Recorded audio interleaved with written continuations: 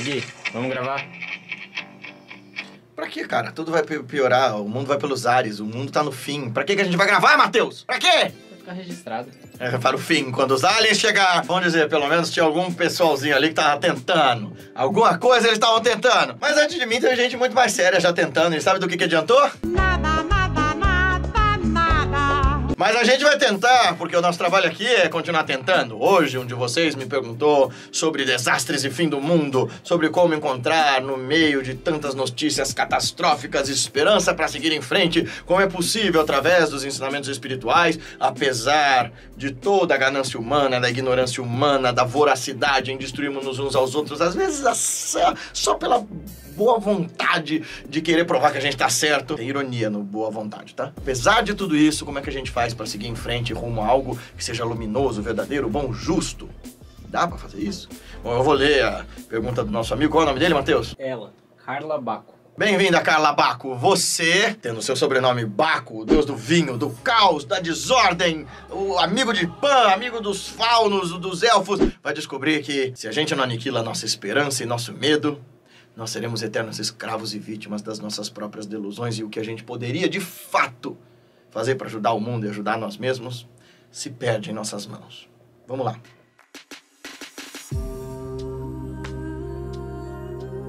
Você está chegando aqui pela primeira vez, seja bem-vindo, bem-vinda. A gente fala de revolução de si, desse caminho lúcido, esse esforço consciente para ser hoje melhor do que nós fomos ontem, amanhã melhores do que nós somos hoje, em busca desse despertar, dessa coerência, dessa consistência no viver. Se você acha que esse vídeo merece, que esse canal merece, deixa seu joinha, deixa seu comentário para fomentar a nossa sangue online e vamos juntos nesse caminho para a revolução de si. A Carla Baco diz o seguinte: Guilherme, eu tenho em meu coração um grande aperto quanto ao destino que se coloca traçado para o planeta com a iminente consequência da crise ambiental.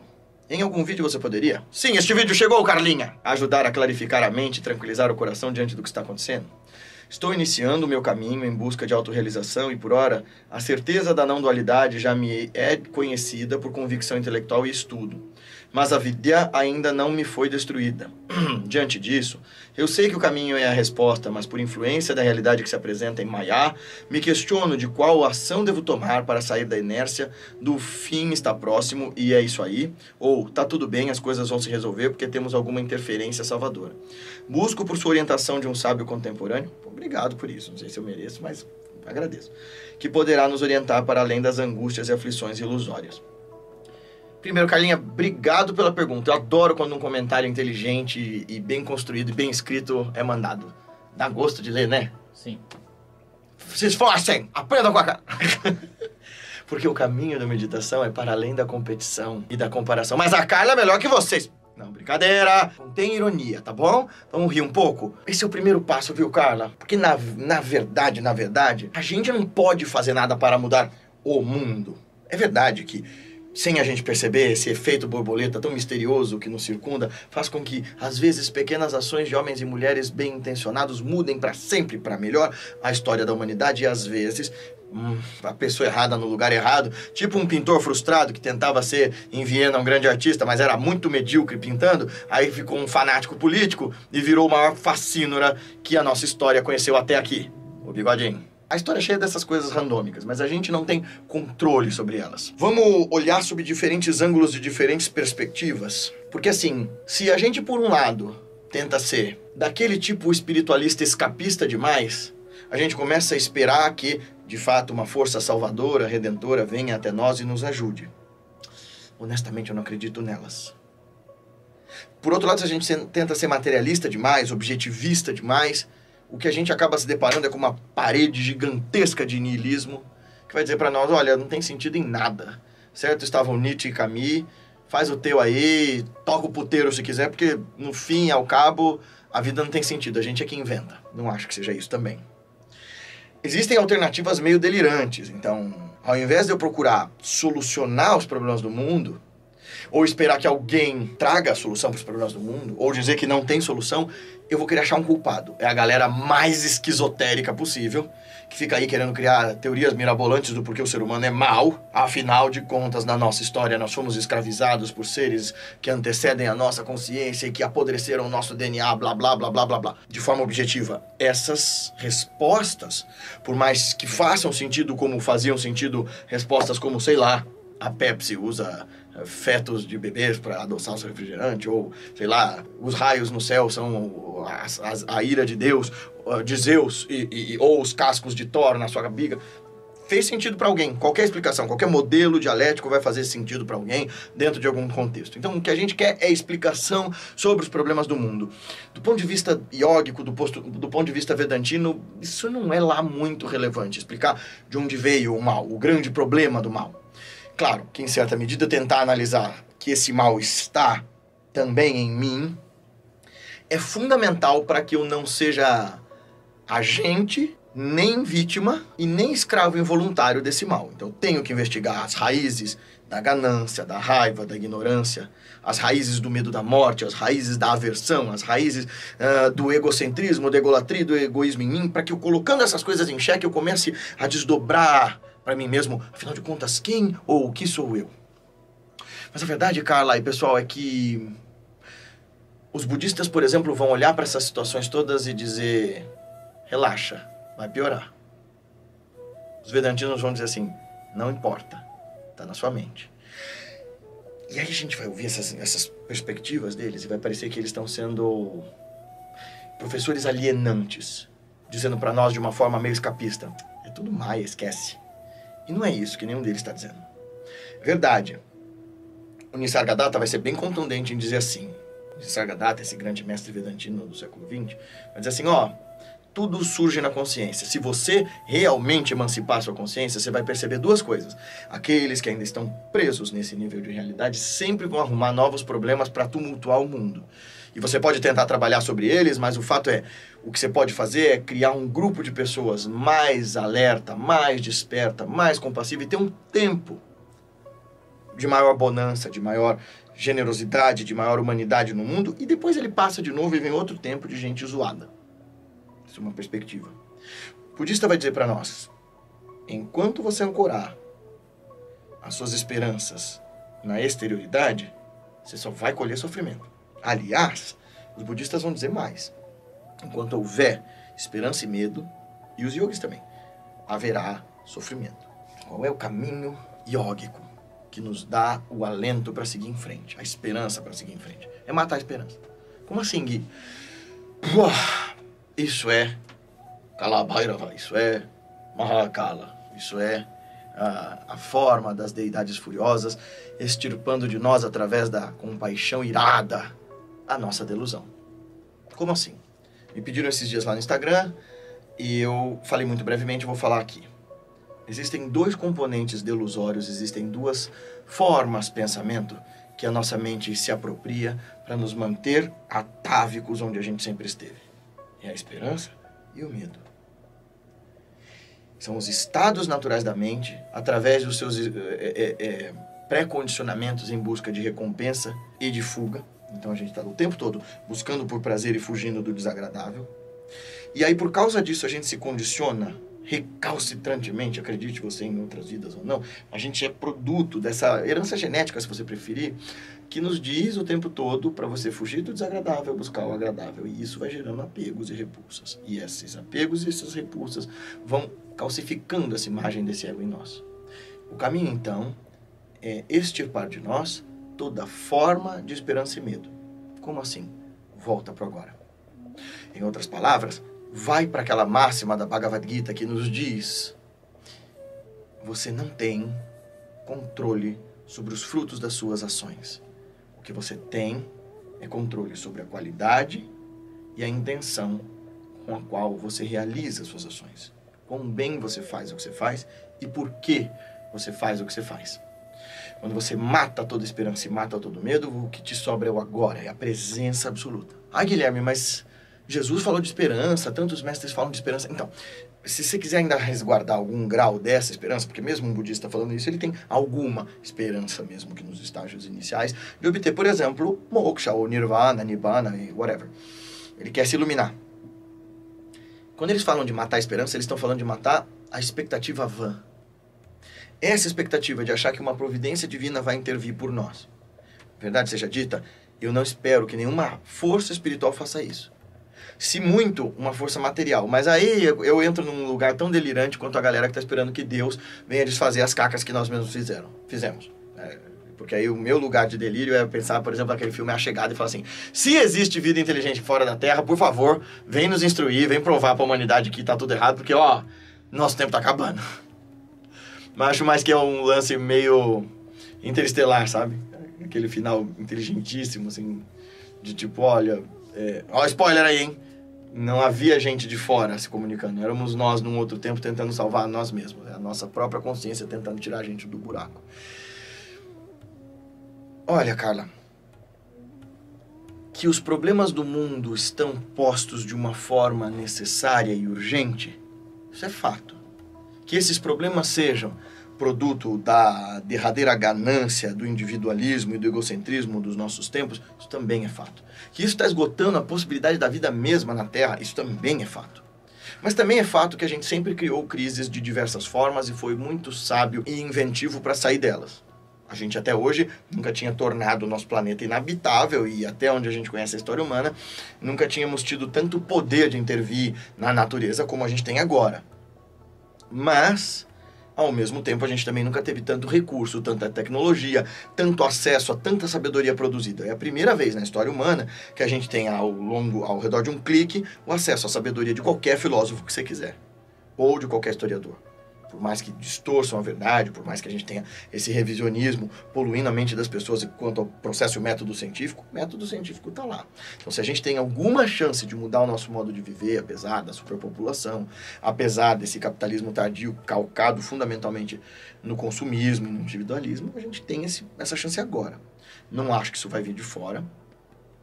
E eu acho que a gente tem que perceber a suprema unidade do Vedanta, do Advaita, seja no Tantra ou no Vedanta, a suprema unidade na diversidade. O que eu quero dizer? Existe espaço na sua consciência para perceber, para inferir a unidade absoluta de tudo, o Atman, se você o faz especialmente através do estado de consciência diferenciado, Samadhi. Então aí não é mais um conhecimento, não é mais uma lógica, e essa é a minha grande discordância em relação à escola Vivarana do Vedanta.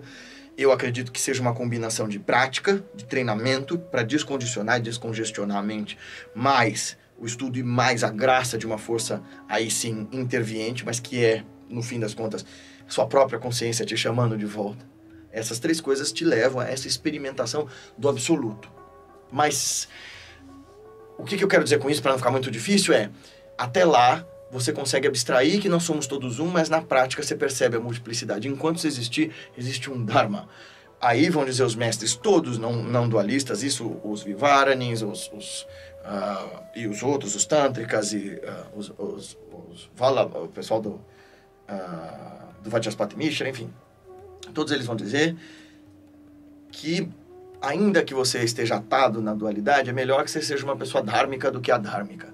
Ou seja, é melhor você buscar o bem, fazer o bem, procurar o bem, porque embora você não tenha controle sobre o grande fluxo das ações e as decisões do mundo e o que os governantes vão fazer, o seu pequeno microcosmo está assegurado e alicerçado pelo bem querer, o bem buscar, o bem falar, o bem fazer, e isso nos alimenta, isso nos produz um senso de justeza moral, um senso de dharma mesmo dentro dos 4 objetivos da vida, né? Os objetivos e prazeres materiais, os objetivos sensoriais e prazeres sensoriais, os objetivos ideológicos, aí o dharma, e os objetivos espirituais, os desejos espirituais. Artha, Kama, Dharma e Moksha. Então é melhor ser uma pessoa dhármica, porque isso nos enche de sentido e de propósito. Às vezes a gente se vê errado nesse processo, mas não raro quando a gente cria em nós disposição para seguir ideais de compaixão, de bondade amorosa, de gentileza, de temperança, isso gera em nós felicidade eudaimônica, diria o Alan Wallace, a felicidade transcendental, felicidade subjetiva, aquela felicidade que não está ancorada nos objetos, nem necessariamente na aprovação do outro, mas no fazer o bem. Existe esperança para o mundo? Sempre há. Como diria o Gandalf, sempre houve esperança, mas só a esperança de um tolo. Mas às vezes a esperança de um tolo é o que nos leva a superar os males que nós mesmos criamos. Não, eu não acho que a gente tenha que abandonar o mundo.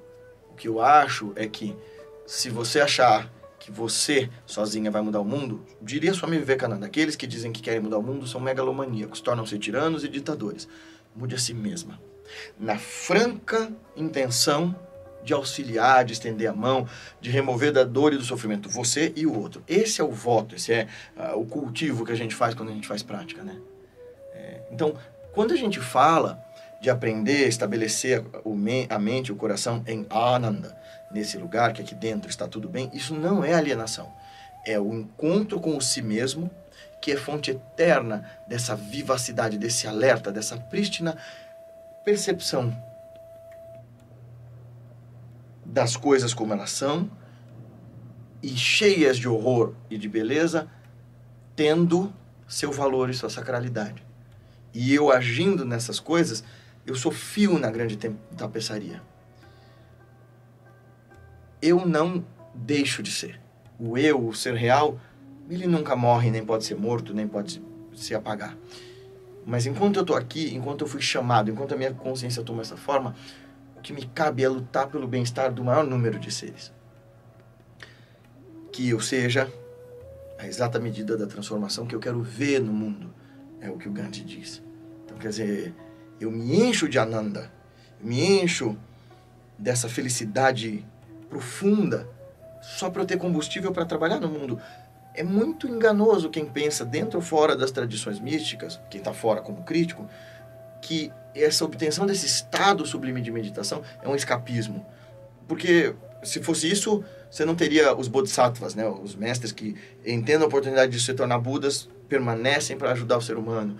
Você não teria os Mahasiddhas, os grandes yogis que continuam no mundo para ajudar a humanidade. Mesmo mestres que se iluminaram, como Ramakrishna, Ramana Maharshi, a explicação dada é porque eles ainda tinham prarabdha, karma para queimar, mas eu duvido que seja exatamente isso. Na condição deles, eles podiam largar o corpo como uma roupa velha. Eu acredito que a razão deles continuarem é, cada um ao seu modo, lembrar que existe saída para a nossa loucura. Lembrar que existe esperança para o nosso consumismo, para a nossa loucura, para a nossa sanha de autodestruição. Mas para isso você tem que aniquilar todo o medo e toda a esperança. O medo de que o mundo vai acabar, o medo de que a gente vai ter guerra, o medo do aquecimento global, ao mesmo tempo a esperança de que alguém vai nos ajudar, a esperança de que o ser humano vai mudar. Não, não, não. Volta para agora. O que você tem agora para fazer? Isso é o que as práticas vão te ensinar. Aqui e agora, vamos lá, se tu és aquilo. Aquilo o quê?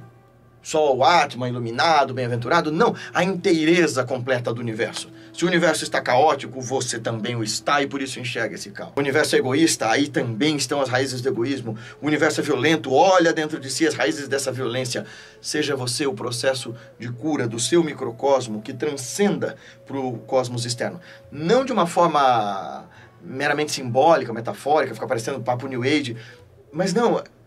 Chegue a essas novas conclusões sobre o quanto o outro merece dignamente a sua preocupação com ele, seu serviço por ele, seu esforço por ele, e de pouco em pouco você vai criando redes de contato e ampliação dessa consciência, de modo que aí sim você começa a perceber no mundo dos olhos abertos e não só na hora da prática, o que significa somos todos um só. Somos tudo isso que aparece um Atman. E eu sei disso pela experiência de que quando eu sirvo alguém, eu sirvo também a mim. Quando eu sirvo a Deus, eu sirvo ao meu próximo. Como disse Jesus, bem-aventurados sois vós, que quando tive fome me deram de comer, quando estive doente me visitaram, quando estive preso, etc. Ah, mestre, quando foi isso? Quando vocês fizeram a estes pequeninos, foi a mim que o fizeram. Essa é a ideia não dual suprema. Eu e o outro nos estendemos e intersomos, interexistimos. E por isso, fazer o que me cabe do bem que está no meu alcance, cura o mundo, pelo menos de pouquinho em pouquinho. Gostou desse vídeo? Então não esquece de compartilhar com seus amigos em todas as suas redes sociais e fazer com que essa nossa Sangha Online, esse nosso trabalho, essa nossa comunidade de pessoas que praticam juntas, cresça e essa mensagem se espalhe, transformando mais vidas. Dá uma olhada no nosso clube de membros. Lá vai ter um monte de conteúdo exclusivo, uma série de lives e de leitura de ensinamentos, poemas e textos dos mestres que ajudem a gente a desvendar os caminhos da nossa consciência e realizar de fato a revolução de si, nos tornando hoje melhores do que nós fomos ontem e amanhã melhores do que nós somos hoje. Até o nosso próximo vídeo. Até mais!